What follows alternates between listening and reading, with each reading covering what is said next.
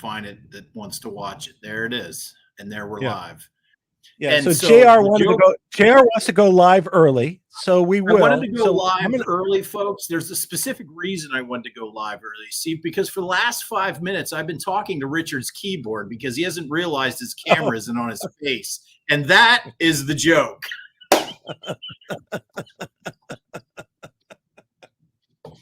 You should have waited. You should have waited. We were going to lift it up before we started. No, I forgot. You should have waited. You should have waited and let it go. I should have left it go like 40 minutes into it. There'd have been comments coming on. So yeah. So we're live. We're like live. This is live before a studio audience.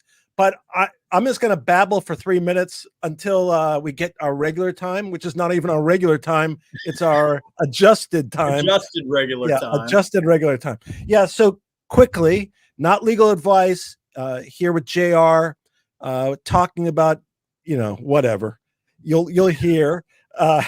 Tonight, we're going to talk a little bit, a preview. We're going to talk about Gary Gensler and his beautiful performance.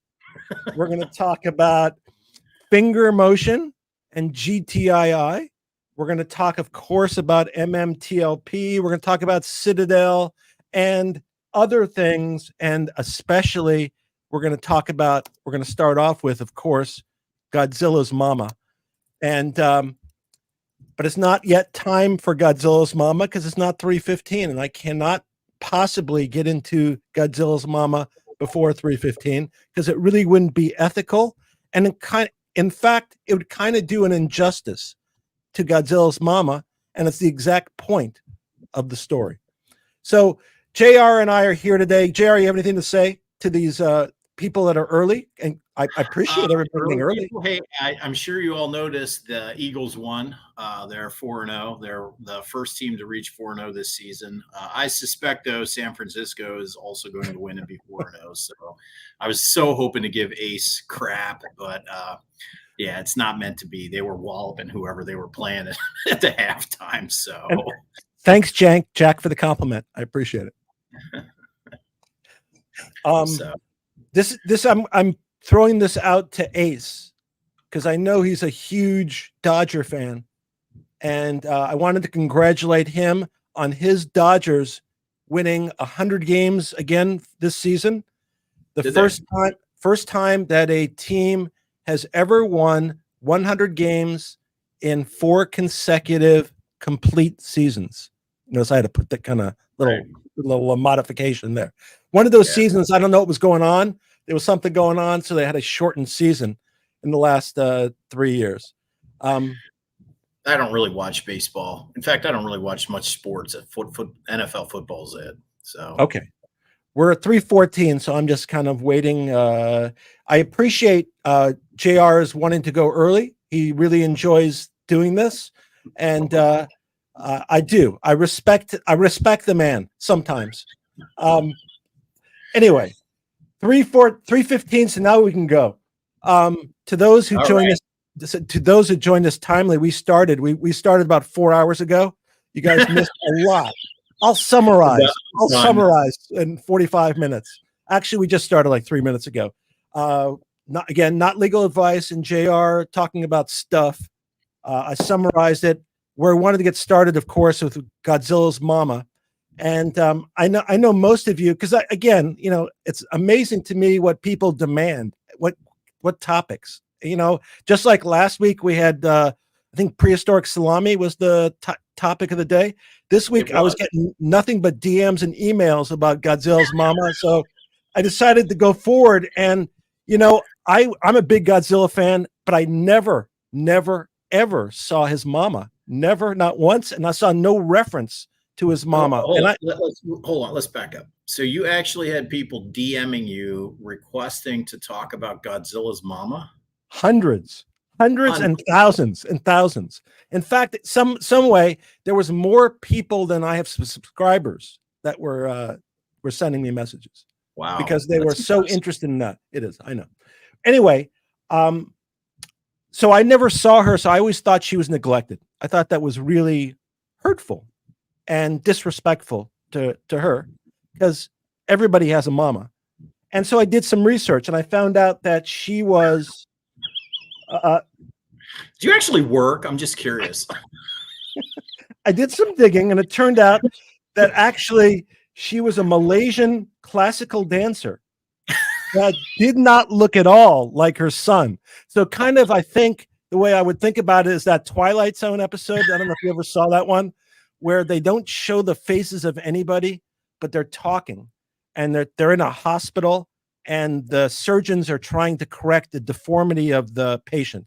But you don't see remember that one. You don't see the patient's face until the very end when they unveil her. She's beautiful, but in that particular culture, she's ugly. So I kind of think to some degree that's kind of the comparison: Godzilla and his mama. And she was, as it turns out, she was banished to the Aleutian Islands, where she lived the rest of her days privately before publishing her best-selling book entitled "It Was Not Easy Giving Birth to Godzilla." You know, you should have shut up like a minute ago. It was good up until then, but the last 60 seconds just All right. Okay. I appreciate that. So we're highlighting in part FingerMotion tonight. So we're going to do a lot of finger jokes, just so you know. There are attempts at humor. We'll see how they go. It was JR's suggestion, by the way. So he gets credit for that wonderful suggestion. But first, why did the lizard say he named his baby Tiny? Because he's minute.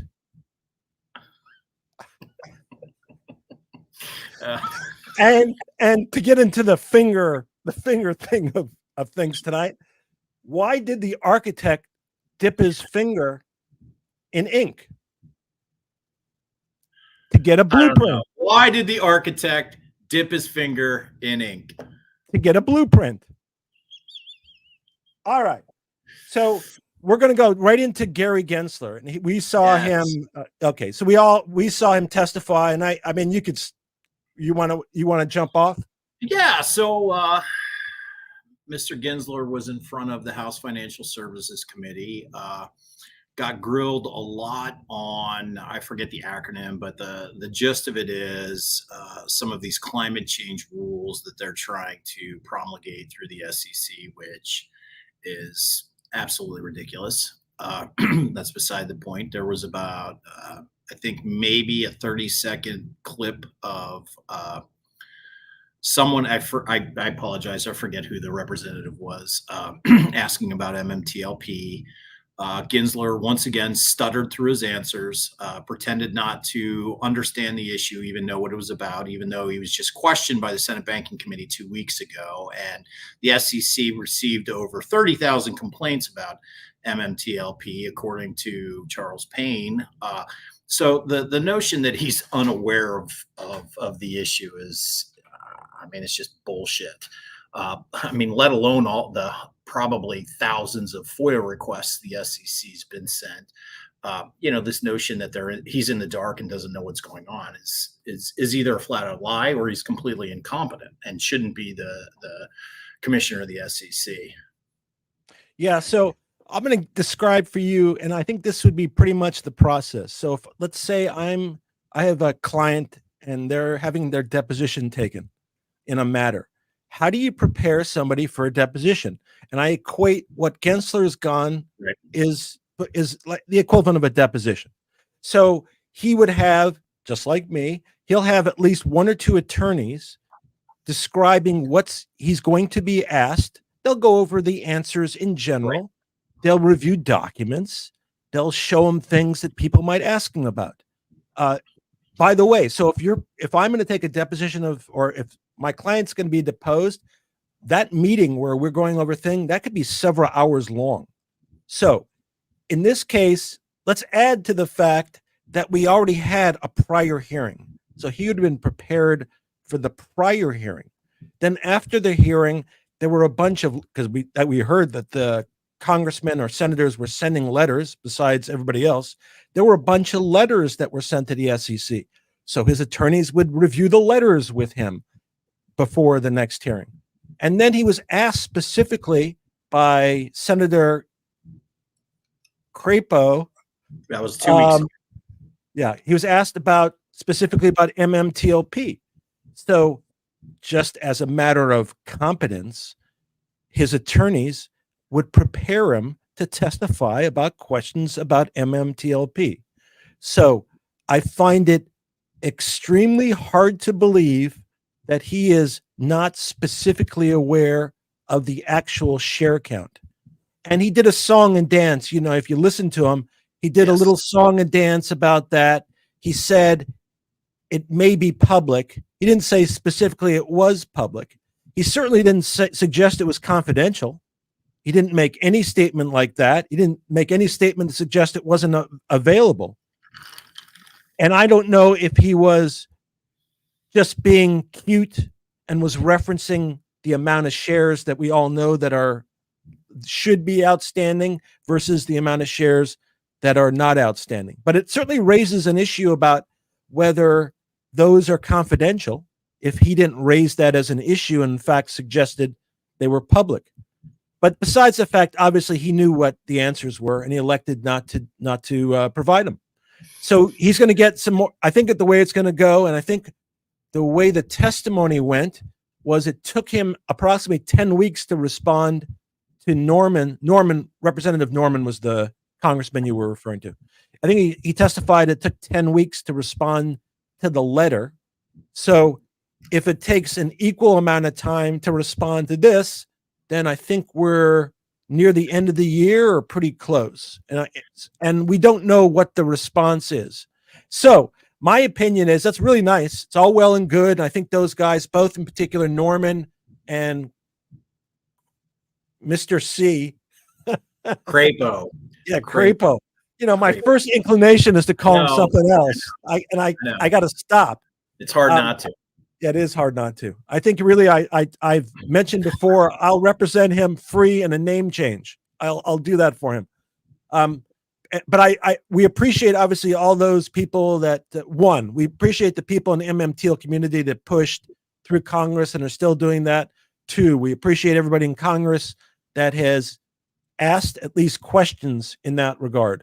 But my feeling is with Chairman Gensler, and that sounds like, like that's not somebody who's the head of the SEC. That sounds like somebody who's the head of some oppositional country, Chairman Gensler. With Chairman Gensler, absent a subpoena, I do not think he will provide what we want. No, so, I don't either. Yeah. So I know that Congress is really reluctant to use subpoena power. That's their big hammer. And I hope that they respond, that in other words, Gensler responds in the meantime with the information as to the appropriate share count information. Yeah, but I'm like you. They're not going to move forward without a subpoena. And now Norman, that was the individual when he first, his opening salvo to the meeting was basically, look, you guys have been dodging us right from the start, and we will send subpoenas if we need to. Now, I know the MMTLP community was all cheering, but whether or not he was specifically talking about that is yet to be seen. But I know that the Financial Services Committee and the Republicans in general, and I will say probably most of the voting population, has an issue with climate control regulations that the SEC is trying to promulgate. I mean, first off, it doesn't make sense. Stay in your lane. We all know there's tens of thousands of things that the SEC should be doing. Climate change isn't one of them. So, this whole notion that they're even getting involved in that stuff is stupid, to be honest with you. Yeah, and actually, and you're right. It's not. And I'm sorry to interrupt, but it's not. It has nothing to do with climate, because you're basically saying the ESG requirements that that purportedly serve climate, but if you look at the way they're interpreted, theoretically, and this happened, by the way, a coal plant could be ESG approved, and Tesla doing electric vehicles may not be, because Tesla's not, by the way. It's not considered. So I think it's just a way of controlling capital, and that doesn't make sense. If it maybe you could argue if it carried out the goals it intended, at least you could say that, but it doesn't even carry out the goals that are intended. I'm sorry to interrupt you, by the way. No, that's fine. I was just going to say, what were your thoughts on Gensler's body language? Because it looked like he was a little out of sorts when he was trying to answer those questions. I almost felt like he wasn't prepared for them. Yeah, I don't understand how he could not be. I agree. Because he's got attorneys, he's got general counsel, he's got somebody else. I don't know if they have outside counsel, probably two outside counsel there. I just wouldn't make any sense that he would not have been Exactly prepared for it. He was uncomfortable with the answer. And again, if in fact, because he I guess he said he didn't know the number, or I don't know if he actually said he didn't know the number. I think he just said he kind of shifted to it may be public. Well, and nobody probed him because, like, in a deposition. So the guy says the guy's the head of the SEC. He's been asked about this before, and he says, I don't know. So I'm going to say, so you're the head of the entire agency. You were questioned about this last week, and you still don't know? Did you not prepare for your testimony here today? Did you not look at any documents regarding Mmtlp? Did you not follow up you were asked about the share count last time? I mean, you didn't have the courtesy to even look to examine the share count. So what I'm going to do is I'm going to leave a blank in your deposition. You go back and find it and you write it in there. We're done. And so anyway, that's the difference between like a congressional hearing and what you could do in a legal proceeding. In the congressional proceeding, they're limited to 5 minutes, really, of questioning. And there's only so much you could do. And because of the way it's structured, there's no continuity. So you go Republican, Democrat, Republican, Democrat. So that means like the subject matter, because notwithstanding my own political beliefs, the Democrats were scratching Gensler's back. Nobody was saying anything negative about him. So to the extent there was any issue about Mmtlp, they were not going to do us any particular favor in that hearing, and they didn't. Right. So, well, I mean, it goes back to what you said, exactly what you said. They prepare for these. They have some level of understanding what the questions are. They're not. Gensler isn't preparing like you and I prepare, where you send me an email and 15 minutes before I look at it, and we have like 2 minutes of conversation, and then we go live. I mean, this is something he was probably sitting down for 2 days before, probably revisited the day before, and then probably that morning was looking at his responses. I mean, these are big deals. The last thing they want is to be stuttering and stammering on national television in front of congressional committee. So I just felt that when he was talking, that he didn't have that level of preparedness, that level of sharpness that I would expect for someone in his position sitting in front of a congressional committee. And then, the conclusion could be, if he was lying, and I don't know, because I don't know if he was, but if he was lying that he didn't know about the share count and he quickly diverted attention, then maybe that's why his answer was kind of choppy and didn't seem to be, really smooth. He knows the share count. He knows it. Yeah, he's got to know. He's not the only one. There's general counsel knows it. The head of probably 20 departments know it. This is not like surprising. So the problem is, again, in Congress, there's a level of formality. It doesn't let you go after people that you should. And in this case, there should have been follow-up, and you could have really pressed him. And even if he didn't acknowledge knowing the information, I just how about this question? This topic's been coming up. I know you've been asked about it. You know that this thing's not concluded. Yeah. So I know you don't know the answer today. So what I'm going to do is, in public here today, in front of the American public, I'm going to ask you, have somebody in your staff go find the answer within a week and send it to me. And if I don't get it within a week, I'm sending you a subpoena, because it should not be hard to do. It's not difficult. It's just there's so much bullshit formality in Congress that doesn't let you get. That's why we're 10, 11 months out. It's not because these guys are operating at, and I'm talking about the guys that are helping us. I respect that, and I'm not trying to be negative about it. I'm just saying the pace is just ridiculously slow. And part of it is the way it's set up. Just It is. question. It is, but I mean, think of the progress that's been made. I mean, 10 months ago, no one would have guessed that not once, but during 2 congressional hearings, Gensler would be directly questioned. I mean, let's be honest. So that in and of itself is an accomplishment. I mean, putting this guy on the hot seat and making his ass twitch is a big deal. And it's not done. We're not done yet. Yeah. And so truck dog trailer is asking a question. I would say this. William Ferrand always talks about he thinks it's going to conclude, etc. And I would say I'm more conservative than him in terms of that feeling. But I would say in the recent week, I've become more hopeful of a conclusion. So that's how I would answer that question. But Gensler and those guys are going to do us no favors. So I just think you got to play hardball with them, and you can't be nice.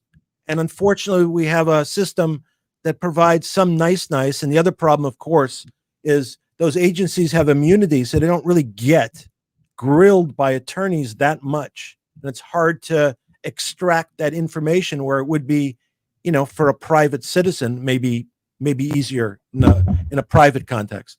But anyway, so that was kind of it. I think, hopefully they'll follow up. Hopefully they will give them a short fuse. And hopefully if they don't comply, they'll send out a subpoena.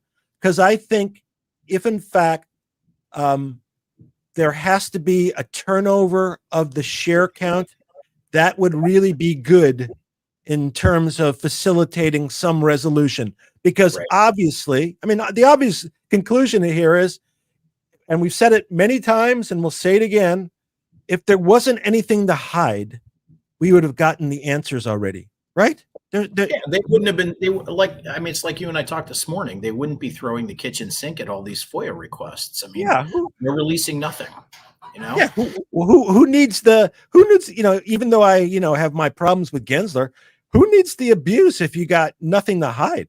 I mean, Why would you, because the easiest thing would be them to give out, literally, have somebody provide a certified share count in however number of ways we want it, however characterized, have it signed under penalty of perjury, and let's go. If there's nothing, no problem. So anyway, I don't believe him. I think he was not being truthful. I think he was fully prepared.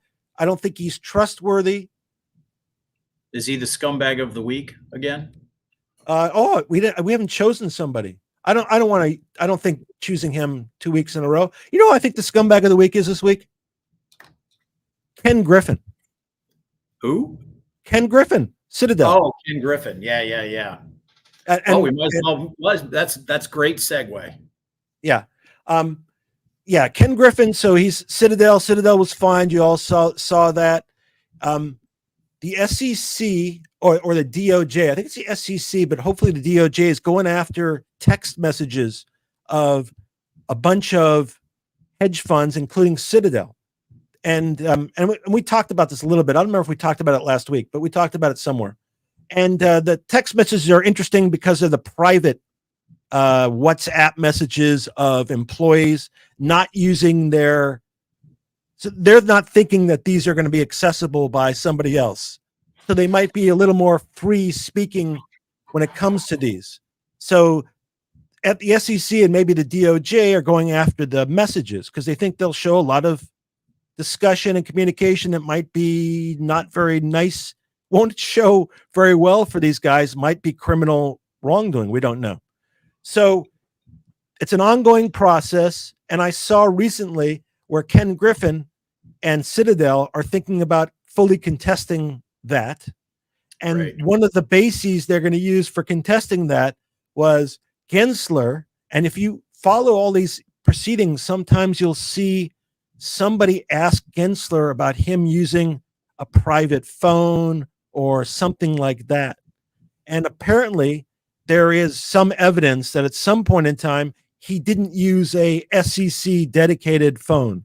So he did what they're accusing all those others of doing. And apparently they may raise that as a defense to having to turn that over. Now, I believe there's scumbags, and there's probably a bunch of bad stuff on there, and we should get it. But it's interesting that that's what he's using as a defense, the same gentleman we just referred to. On top of that, and I mentioned this to JR before, he apparently wants to, and think about the ramifications here of all of us who are in the positions we are. He's trying to buy a media company in England. I think it's the Telegraph. Just imagine, Telegraph or Telegram. I don't know which one. Yeah, he's trying to buy Telegram. Yeah. Which, if you know anything about Telegram, it's an encrypted chat service. So, there's really no way to get those texts if they're encrypted. Why is he trying to buy it? It's interesting. What does a hedge fund need with a chat program that's encrypted? Your guess is as good as mine. Yeah, I trust Ken Griffin as much as I trust Gary Gensler, about equally. Exactly. And we know last year they made a shit ton of money, Citadel, shorting, and we know recently, by the way, I think there was some warning that was issued that hedge funds, particularly now, are at some ridiculously high risk because they're over shorted. Right. And can any of us vouch for that fact that maybe that they're over shorted? How could that possibly be they're over shorted if they only have like 1 billion more shares of MMTLP than should be out? There's no it's not a surprise that somebody might conclude that the market's over shorted.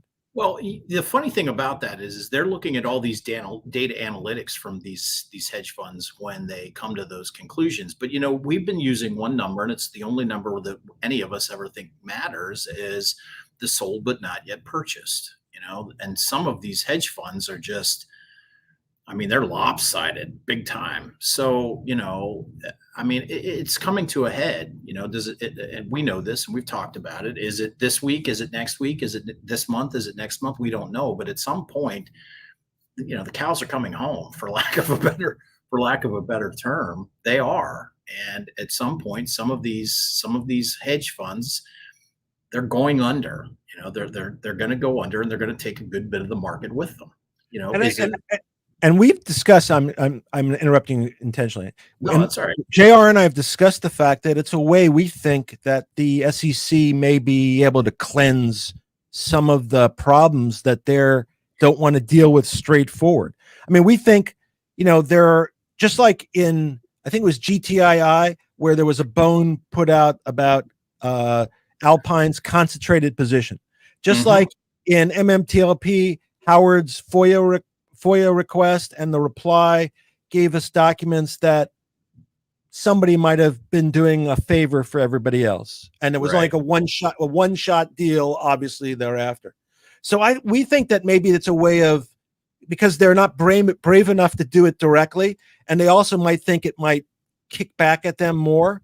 But if somebody gets nailed and kicked out of business, and they could basically say that's the end of the problem, that solves the problem, because Joe Blow, who was doing these nasty things, is no longer able to do that.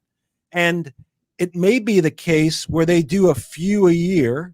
They do a 2 or 3 or 4. They kind of let them run to resolve, and they say, "Yeah, look at us. We're taking care of the problem without really taking care of the problem." So we wonder if they're throwing out breadcrumbs, and they're kind of. Yeah, we've certainly speculated that the SEC could be, not being hands-on right now because they know some of these smaller institutions are in trouble. They know their trades are lopsided. They know they're locked in, and they know they're going to go under. And they might be seeing this as an opportunity to cleanse, for lack of a better term, the scumbags. So it might not be why we're seeing, when we've talked about FINRA going after Alpine, or FINRA, instituting a trust or a receiver. What better way to get rid of them than to let them go under? Basically the enforcement action goes away because they can't afford to represent themselves anymore. Yeah, my note says, by the way, it's Telegraph Group Media. Oh, is it? Oh, yeah, so so I think it's actually a bigger media group, and that's what concerned me. Actually, I would be less concerned if it was just Telegram and they were just trying to keep messages confidential. I would be less concerned about that. If they want to influence public opinion by controlling some media giant outside the United States, by the way, that concerns me. Because I don't trust that his motives are, good faith motives. I think they're Telegram sucks anyways, so they probably shouldn't buy it. All right, maybe they're going to buy Telegram also. By the way, when the doctor told me that I broke all my fingers, it was hard to grasp. And what nails do carpenters? For you, Richard. What nails do carpenters hate to hit? I don't know. What nails do carpenters hate to hit? Fingernails. All right. Back. That was in honor of FingerMotion. We haven't gotten to yet, but we'll get to it. Yeah. So my concern with Griffin is that he's trying to control the thought and listen. He's a very wealthy guy. He can have a lot of influence. Retail has a tough enough time already, to the extent that our government can block him from engaging in media activities outside the United States, but I don't think they can. But if they could, wonderful. If he engages in any kind of unfair practices outside the United States, then the DOJ should look into that. And to the extent he requires any licensing or additional licensing to do whatever he wants to do, I think they should look very hard and fast as to what he's doing.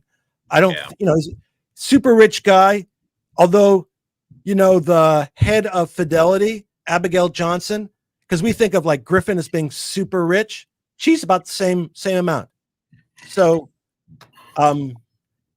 unbelievable.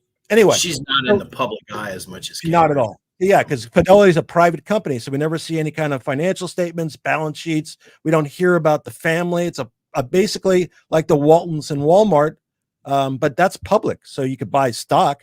Fidelity is completely. We have no idea, other than JR when he tried to sneak in there and check out the place, which he said it was very nice. By the way, I remember him saying that, and he didn't sneak in, by the way. But other than that. Other than that, it's basically a secret place. It doesn't really, even why, it's funny when I started to pursue Fidelity early on, I somehow found the name of one of their head litigation counsel. I found a telephone number somewhere on the internet. I called the person. She said, "Why are you calling me?" That was her response. Why you were calling me. And then I sent a bunch of communications to Johnson. I referenced that in my communications, but I thought it was interesting. Yeah, I thought it was an interesting response, but again, they don't have our interests at heart, and don't trust them. Ken Griffin should be watched. Everybody should keep an eye out for what he does. Really, keep an eye out, because he's no friend of retail. Let's talk a little about. So we're going to switch over to FingerMotion a little bit. So first, obviously, not financial advice, not legal advice. Full disclosure, I think both JR and I own FingerMotion, GTII, and MMTLP, NextBridge, or the Air, depending on how you characterize it. Right now, I would say it's the Air. And we find it interesting. We talked about this about a week or two ago. I know that historically speaking, whenever I talk glowingly about a particular stock, the next day I can guarantee it's going to tank. So that's my history with that stuff. And we are certainly not recommending anything. But we've heard a lot, and JR can correct me or modify this to the extent he wants. We're interested in it. There are a lot of people and a lot of MMTLP people that are also interested in it, because to some degree, because there are a lot of tickers that have gotten screwed, where people have been naked shorted, and people have tried to get their money back, but they've been unable to do that. And to some degree, it appears that FingerMotion has now become the default selection for at least some of those people. So that means some of the people from Mmtlp, some of the people, the original FingerMotion people, like Ham is an original FingerMotion person. I think William Ferran was in early also. GTII. And then there's a bunch of AMC and GME and Mullen and all those other people, because again, it appears to be, or at least some people believe it to be, or think it to be, although nobody knows, but they think that it could perform very well. So we've come now down to a time where a lot of people believe that time will be this coming week. And the reason why they think that, and we have no idea, again, and I'm not trying to be like couch everything, but we really don't have any idea. But a lot of people believe that because they got a particular underwriter involved, that underwriter supports attacks against the shorts. And when that happens, that encourages the price of the stock to rise. And a lot of people believe that the effective date of that particular S3 filing will be coming up this coming week. And a lot of people believe that once that S3 filing is effective, that will trigger a price rise. I'm not going to say a short squeeze or a gamma squeeze or or a squeeze box or anything like that. All I can say is, like, a lot of people believe that if it's announced that the stock will do well, and they don't, and who knows, by the way, who knows how well it will do. I think the all-time high is 1750, something like that. Right now, I think after hours on Friday, it closed at 631. And the last few days, it's moved well. So I'm certainly not suggesting anybody to invest in it, but it might be interesting just to follow the ticker and see how it does, and to see if my normal jinx of when I talk about something, the very next day it'll get knocked down. We'll see if that happens. And then, and I'm gonna let you to speak after I finish this part. So there's a second part, like a binary part to this. So a lot of people believe that and they believed originally it was GTII. And again, it was naked shorted. And if you've heard in some of our discussions, we've talked about the Kramers and Lynn Partners, and we talked about, I guess I talked about Hurry in my most recent video.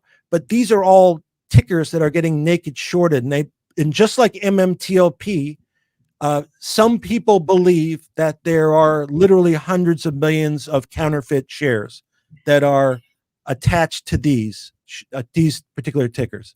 And when it comes between GTII and Fngr, the reason why some people believe that if one of them runs, the other one will run is because there's a lot of common ownership. There's a high retail involvement in both those tickers, and people suspect that if one runs, that people then will move money to the other. We don't know if that's true, but we've heard people talk about it. It's not like we're making this out of the blue. We've heard people talk about it. But the underlying point is we don't know if either of them are going to run crazily or what's going to happen. But both of us are in it, and both of us are excited about our positions, and both of us are very hopeful that they will move a lot.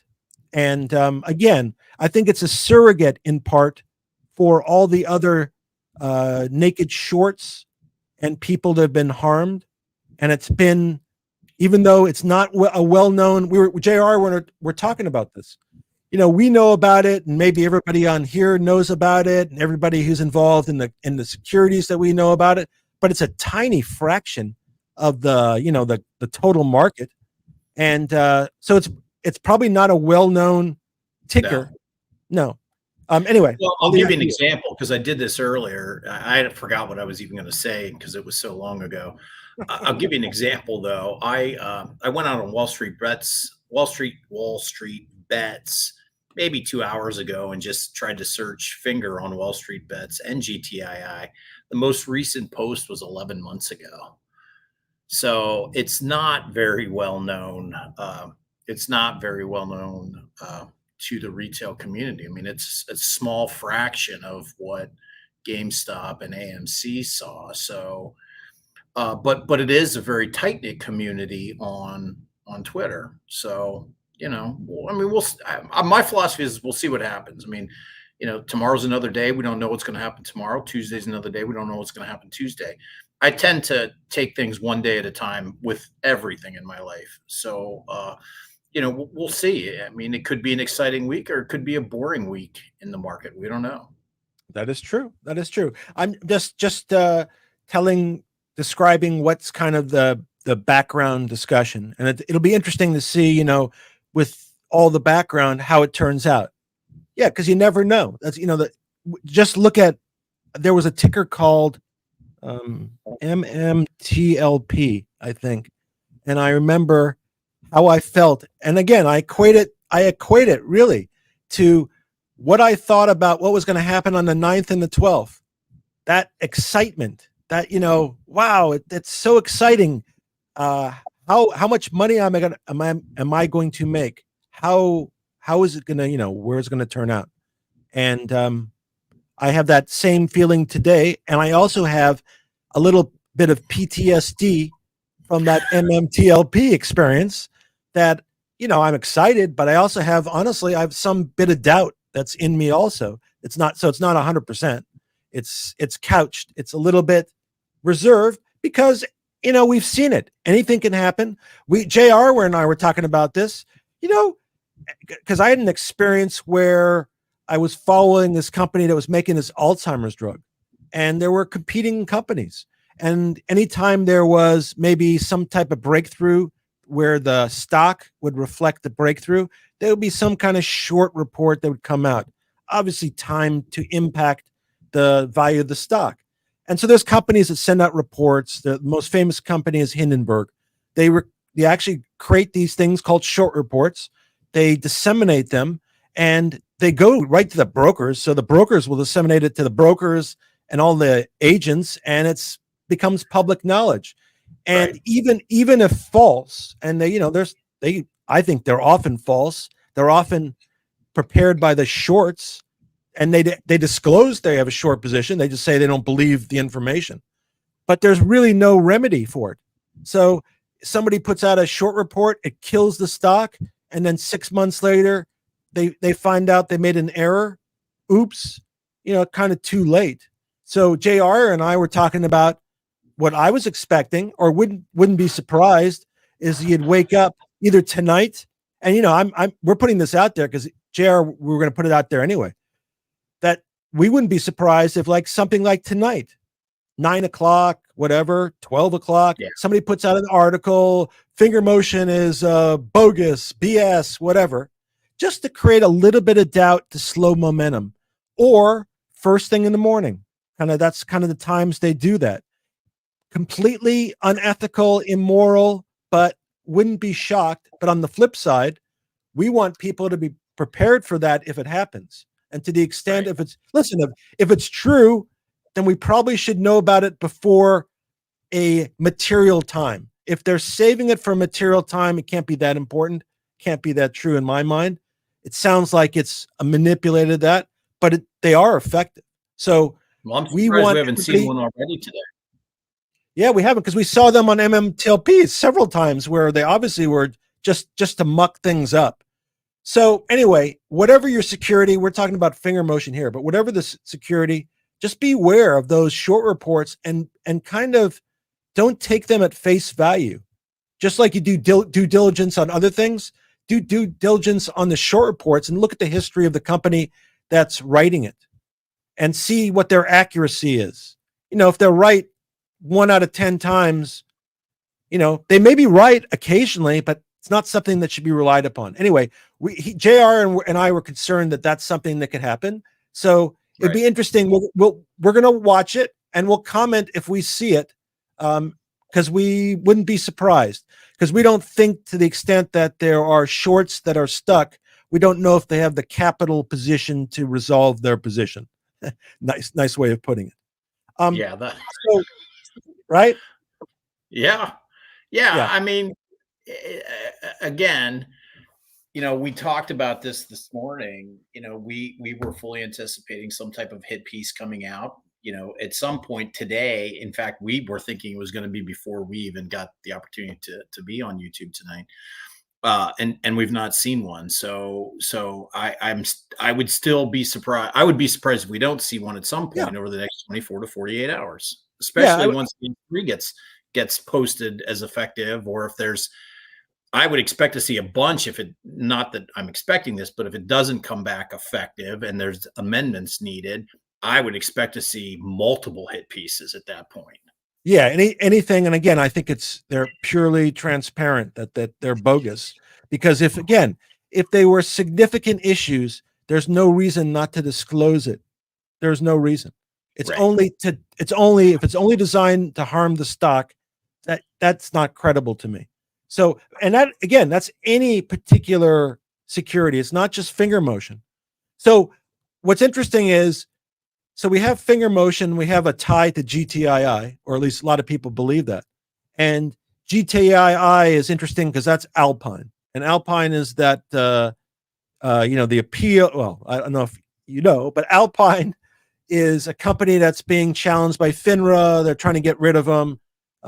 There's already been a finding to get rid of them, but it hasn't been final because within FINRA, they haven't finally signed off. And they are continuing those proceedings. And in the meantime, Alpine was able to get an injunction to stop any action from FINRA to kick them out on short notice. And there's an appeal pending. And while I was looking at the appeal, and because I look at it every day, I look for the filings, and because I thought we'd have a filing from FINRA already. I thought it would be Friday, but it didn't come out Friday. But when I was looking through it, I stumbled upon something in Alpine's brief. I went back and looked at Alpine's brief, and there was a footnote there about basically that the footnote was, for all intents and purposes, saying we've already been successful in getting one discipline charge tossed out. So what I did then is I went to that order about the discipline charge, which was somewhere else, which was originally from like 2018. Right. Final in 2021. And so they were accused of documentation problem. It was Scottsdale, Hurry, Alpine. There were several people. But mostly Hurry and Scottsdale, and not Alpine. Alpine is more of a secondary target on this. And then I started looking through it, and I found out that Hurry is basically Alpine and is running that show. That show being the GTI short show. You might change the short to something else. But he's running the short show. As it turns out, and Alpine does this, they run all their foreign trades through the Cayman Islands. Right. So if Alpine wants to have a foreign trader do business, that is run offshore. And it never makes it to the United States. And we don't ever see it. We don't know what happens. And there's one of the problems, the big problems with the naked and counterfeit shorting is a lot of the activity happens outside the United States. We found out a lot happens in Europe, a lot happens in Asia. And we see here that Hurry, who's basically the principal of the shorter, set up a company in the Grand Caymans called Grand Cayman Trading Limited for the express purpose of running that stuff through there. And there's a bunch of other entities and countries that are doing the same thing. And so these guys, these jokesters, Kramers, Hurry, they're using these offshore locations, and they indicate specifically in this particular document that the reason they're doing it is because it's a tax saving. It's a tax savings for them. So Right. again, and going back to kind of what we talked about before, one of the problems with the counterfeiting is that we have a bunch of shorters who never have to pay tax. They goof around, and then they basically, if the company goes out of business, they don't pay tax. If they never have to close their position, they don't have to pay tax. And here we have Hurry and Alpine and the Kramers using the Grand Caymans as a facility to avoid tax and kind of do what we're talking about. We were, making allegations about this. And I don't know, by the way, perhaps 100% legit, but I don't think these guys are 100% legit. So if they set some operation up, I think they're operating it the way they operated at Well, GTII.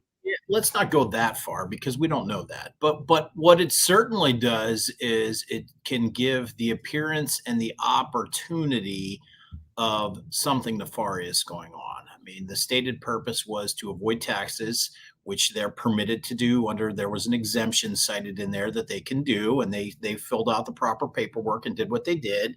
But it still allows for wrongdoing to happen because that way they can funnel trades through that offshore organization and basically hide things, which we know is happening. We've seen criminal enforcement actions that do that. So we don't know in this instance if it's happening, but it's certainly a possibility based on what we've seen in the past. Yeah, I do know that Alpine does run all their foreign transactions through Caymans. At least that's what the documents that those guys submitted said. So I presume that's true. And the other thing that kind of so it concerned me, and I thought, if I was a private investigator, or I was the DOJ, or if I was the FBI, and I think we talked about that SBF, he was based in the Caymans too. If I was down there visiting for SBF and checking things out, maybe I'd make a pit stop at Grand Cayman Limited and find out what's going on there too. Listen, if they got, again, as we go back, same premise as with the SEC, if you got nothing to hide, then show us the goods. Because you indicated you're trying to evade, they may not say it exactly like this, but you indicated you're trying to evade taxes. So with that as a premise, how about you give us access so we make sure there's nothing not kosher going on? Now, for them to set up Grand Cayman Trading Limited, they had to get a sign off from a accounting firm. So we talk about, who audits these companies. This is not a case, for example, let's say we're talking about auditing Mmtlp. That we really wouldn't be concerned about that. That's a company we may have invested in or something like that. But here is a audit of the shorter, the company that's facilitating the counterfeiting of the shorts. And they're using big accounting firms, big auditing firms. For example, it was KPMG. Yeah, KPMG for Scottsdale. And it's probably the case, I'm sure Citadel gets audited. I'm sure Ari Rubenstein got audited, his company, GTS. I'm sure all these companies get audited. I don't know what the auditors are looking for. I don't know what their engagement is. I don't know what they're responsible for. But especially when, I would say now, nowadays, maybe 20 years ago, it didn't make a difference. Now it's public knowledge about all the shenanigans that go on. And I would think there is some higher degree of responsibility for auditors to be more aggressive in uncovering nonsense and shenanigans that go on. Well, I forget the one that went out of business because of Madoff, or I don't even remember anymore, but they don't want to end up like that. And I've been fortunate enough to work with some of the folks at KPMG over the years now. That was specific to employee benefits audits. And I can tell you they were thorough. They did not, and look, I can roll a line of shit out of my mouth to anyone and they were not having it. They wanted specifics, they wanted details. Anytime they found something that didn't pass the laugh test, they went back and pulled another sample and we went through the whole process again. good group of people, very professional, doing what they were supposed to do. So, there's no doubt that they're doing what they're supposed to do. But the thing about auditing is the audit can only audit whatever the people that are being audited turn over, and they all have to go through those fraud questionnaires where they, certify that there's no fraud. There's, they have processes and procedures in place. That's what Sarbanes-Oxley was put in place for, to have processes and procedures. And I don't know what it is in that side of the business, the financial services business, and what the requirement is, but I can tell you that from an employee benefits standpoint, the plan had to be audited annually. And we would start the audit in April and we wouldn't finish it until October. So these aren't 20-minute audits. And that was an employee benefits plan that only had $100 million in assets. Can you imagine what they're going through with some of these financial institutions to make sure that they got their I's dotted and their T's crossed for Sarbanes-Oxley compliance? So now I'll throw a little hot water on that. So, of course, it also depends on the partner. So there'll be a partner who's in charge, whose business it is, right? There'll be somebody who brought the business in, and they'll have a relationship with the client. And listen, everybody's a human being, and everybody has different morals and ethics. So somebody might do something that another partner may not do. Again, I'm not accusing anybody of doing anything, but I'm saying it's just the facts that people, just like in law, there are partners that might do some tactic different than somebody else. Right. So there may be people that might believe that they're operating in good faith. There might be people that know they're not operating in good faith. There might be people that are getting paid off. There might be people getting other kinds of compensation. We don't know. Just the fact, though, if it turns out that we see a pattern where maybe the same auditing company is auditing the same types of companies that are engaging in misconduct, that could be problematic for the accounting firms. Well, and yeah. And part of the ultimate issue is we're looking for another pocket, right? We maybe have another place to put pressure, to the extent that maybe the auditing firms think they have liability of a significant amount. That might add a nice little pressure to getting things resolved in some fashion. These companies would have insurance, probably large amounts of insurance, but insurance doesn't cover intentional misconduct. No. So if it's fraud, it wouldn't be covered. If it's negligence, it would be. But the way it would work, if you get a liability policy, they would still provide the legal fees generally for their defense, but they wouldn't pay a judgment that was based upon intentional misconduct. Right. But I think these guys, I know that accounting firms had a problem, I think in 2008. I think they had a problem in 1991 in the SNL collapse. I think, unfortunately, when there's big problems in the capital markets, there often are accounting issues that may have been discoverable, and it may be the auditors that could have discovered it. I don't know in this case, but I think it's an avenue that we should certainly explore. And if nothing else, I may send a letter to KPMG and just ask them to, just to start a conversation and get them interested. Please hit the like button. Thanks in advance, and thanks for the laugh, JR. I don't know what you're laughing about. I'm laughing at you. Okay. What do you find in a clean nose? I don't know. Fingerprints.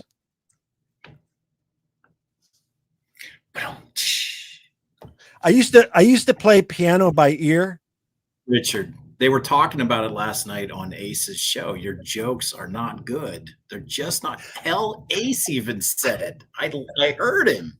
Let me finish my brilliant joke here. I used to play piano by ear, but now I use my fingers. Anyway, let's move on to anything else you want to say about FingerMotion GTII, other than that everybody should watch him this week and see what happens. Yeah, and just pay attention. Pay attention to what's going on. I mean, the S3, when the S3 gets posted, people will tweet about it, and you'll know about it. Just tune in, pay attention. That's all. So I'm going to jump over to MM. Oh, by the way, I'm going to ask you. So you're working on a didn't have it on the list. You're working on an appeal. Yeah, I for just what? finished writing it today. Was an appeal to my FOIA request that was denied. Not the appeal.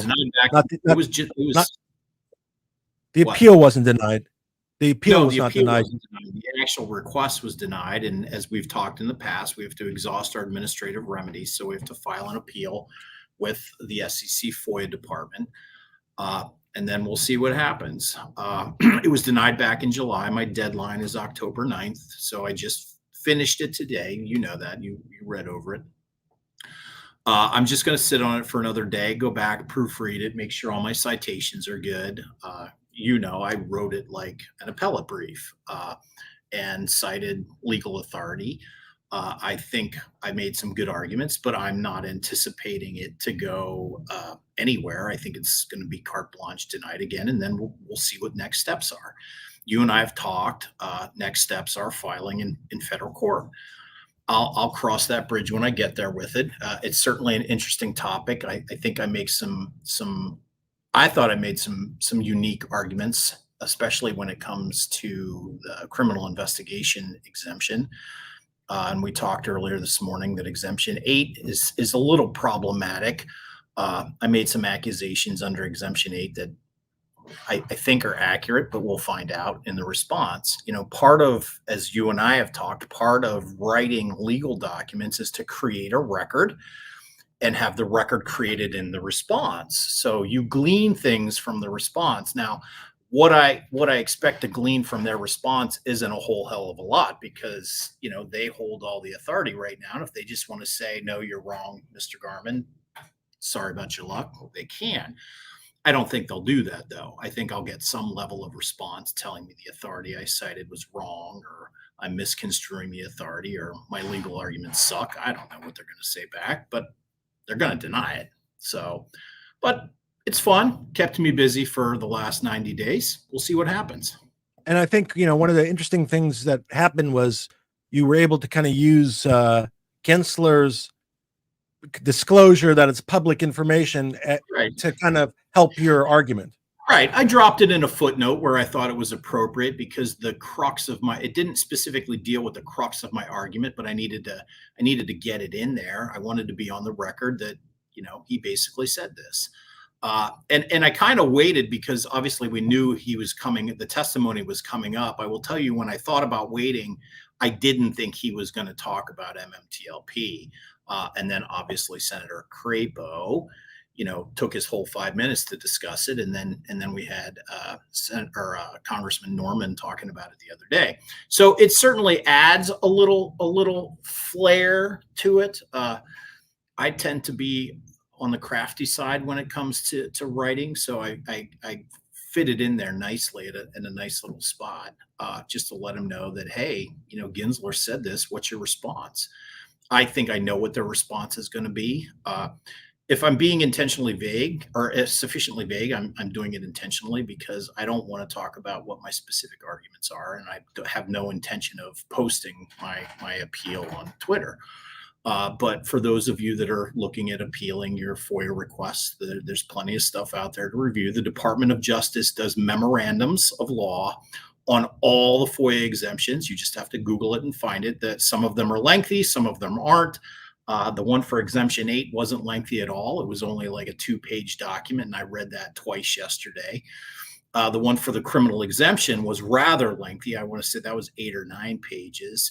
And, it's not exciting stuff, folks. It's really not. You have to have a legal eye and a legal mind to really enjoy reading that. So that was the one that took me the longest, but I think the Exemption 8 is the most problematic. Yeah. So it was pretty boring. It was a FOIA on MMTLP. I saw a question out there. MMTLP. Oh, yeah. And there was another question about who would investigate tax evasion. Probably one would be, the IRS, Department of Treasury, and then ultimately the DOJ would prosecute. It would be in that order, if it came to that. So, well, I wish you well on your hunt. I think we kind of expect that you may have to eventually litigate that, but you never know. Hopefully they'll comply and whatever. We kind of like, and I'm maybe talking out of turn, but we think that after they made that disclosure to Howard, that after that there was kind of a they closed rank and basically they weren't going to send anything else out. Right. And we think there was a carte blanche across the board, deny everything that mentions MMTLP. And if that's the case, that's not compliant with the standards or the requirements under FOIA. So, in fact, if you read the FOIA statute, this is kind of interesting, I think, because if you read the FOIA statute, there's a large paragraph at the end of Exemption 8 that's part of Section 552B that basically says that the agencies should be segregating out the non-exempt information. So if you kind of put two and two together, you can kind of see where my argument's going. So, so we'll see. Okay. I'm going to talk briefly about my Fidelity arbitration, MMTLP. We got 12 minutes. I know. I see it. My bad eye is watching it. We have a hearing October 3rd. They just provided me, the way it works is within a FINRA arbitration, there is a set of proposed discovery exchanged. So there's a bunch of categories of documents, some for the bad guys to produce and some for the good guys to produce. So on Friday, I got the bad guys response, and it was 724 pages of DREC. I'll explain, if you don't know what DREC is, I'll give you a great explanation. But it was, it was related to, it's basically my account information. So if you wanted to like print out every day of my account, that's what you get. I'm exaggerating slightly, but nothing related to how the security itself was handled. And I produced in response, I produced 0 documents because at this point in time, as of today, as I sit here today, I have still not accepted the arbitration panel, and I have objected to the way the arbitration panel is constituted. And as I said, I'd like to be open with Joe. Joe's my opposing counsel. I'm not going to accept any nonsense. And I think the way and it may not have been intentional, but the way the panel was set up, there's an issue, and I'm not going to let any issue go by. That's the way we're going to go. So we have a hearing on the 3rd. I have this argument that I think the panel should be rechosen, and we'll see what happens. I don't know, I don't know how they will rule. I don't know if they will rule on the 3rd or if they will set another. What I'm thinking is they may set another hearing to hear that. There's also, I have 4 outstanding special discovery motions where I'm seeking the depositions of various people, including Gary Gensler and Abigail Johnson, etc., and requesting all kinds of documents, including the share count, by the way, including the correct share count, the share count then, the share count now, whatever.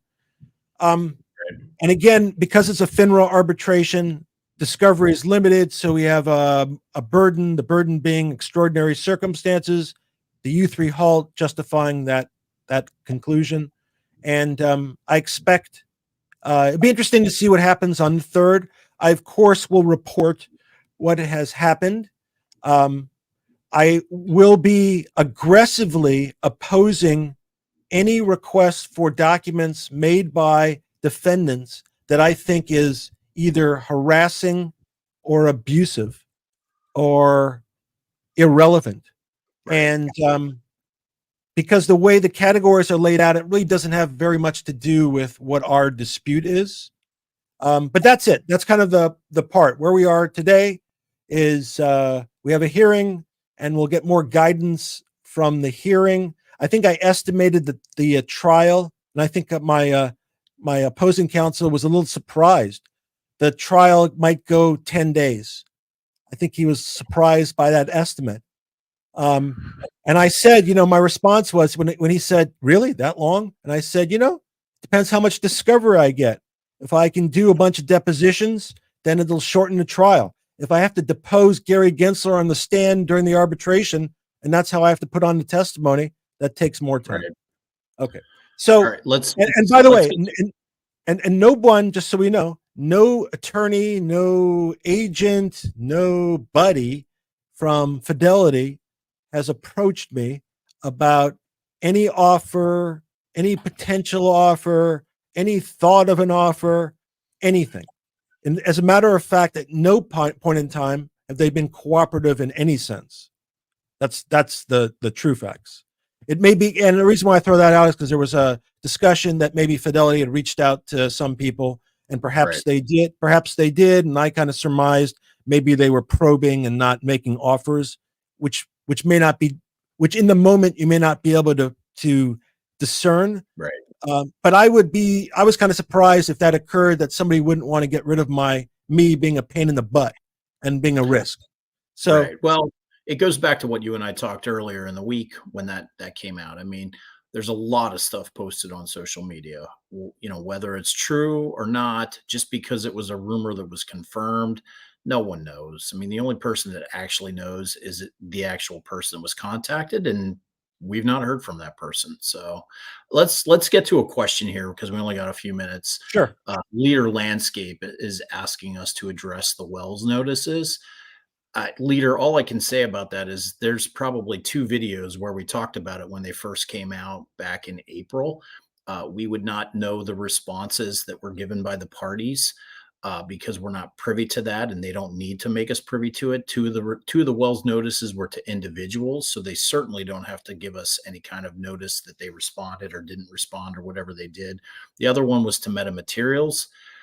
We talked about this back a few months ago, whether or not Metamaterials needed to file an 8K, that they did respond, and we concluded we weren't sure. So unfortunately, other than the speculation that we talked about how many days ago, we're not going to know. We're just not going to know what the responses are or when they respond. And to clarify, they don't have to respond either. Right. They don't have to respond. Yeah, that could be the response. And just because the SEC sends out a Wells notice threatening, threatening, because it really doesn't, it's not specific threat, but just because they do it doesn't mean they're going to take any action afterwards. And again, they may just be probing. They put a little pressure on. They want to see what the reaction is. And maybe, again, if you look at the universe of people, maybe some people respond and they give up information, and that helps the SEC or the DOJ or whoever. And in this case, it very well may be, crickets. They get crickets back, and then they got to decide. And again, we kind of answering what JR was saying, we surmised in part that the Wells notice was a way of the SEC shifting responsibility to FINRA, because we thought eventually if there was any response, that would be directed at FINRA's misconduct. And it would be a way for the SEC, kind of where we started this. It'd be a way of the SEC to kind of get something done without getting their hands dirty. So we don't necessarily believe there's any merit to it. We think that maybe just a tool that they're using. And we don't know. And always remember, the truth is a defense. We don't know. We talked about what the allegations were in the Wells notices, and I really don't remember what they are. It was weeks ago, but the one conversation that we did have is that the truth is a defense to some of the allegations that were made in the Wells notice. You can go back and look at the Wells notice. It doesn't specifically say what the allegations are, but if you look at the statutes that they cite, you can figure it out. So we're at 25 after. Okay, so in honor of FingerMotion, we're gonna end with 3 finger jokes. Oh, that's how we're going out. Somebody just sent you $50, dude. Wow, thank you, Matthew Parker. Thank you. We agree. We hope everybody gets justice. Really, retail as a whole. Reserve. We talk about that. I don't even want an even playing field. I just don't want it to be so ridiculously lopsided that we get screwed. Right. Really, we just want some degree of reasonable fairness. We're not asking for the world. So just as we go out, and we're looking forward to tomorrow. After I dislocated my finger, my friends helped me reset it. It was a joint effort. I broke my finger last week. On the other hand, I'm okay. One more. Come on. All right. Doctor, since I lost 3 fingers on my right hand, will I still be able to write with it? Answer, probably, but I wouldn't count on it. Bad. They're just All bad. Right. Everybody out there, thank you so much for coming tonight. We kind of wanted to end when Ham starts, so we're about at that point. Please, if you have comments after we post this, please post that. If you have questions, reach out to us. If you have topics you want us to cover, please send it to us. If you have people you'd like us to interview that you have contact or connections with, we're happy to do that too. And for everybody out there, be well. Hope you enjoyed those wonderful, brilliant jokes. And we look forward to seeing you next week. Take care. Have a great week. Everybody be well. Take care, everybody.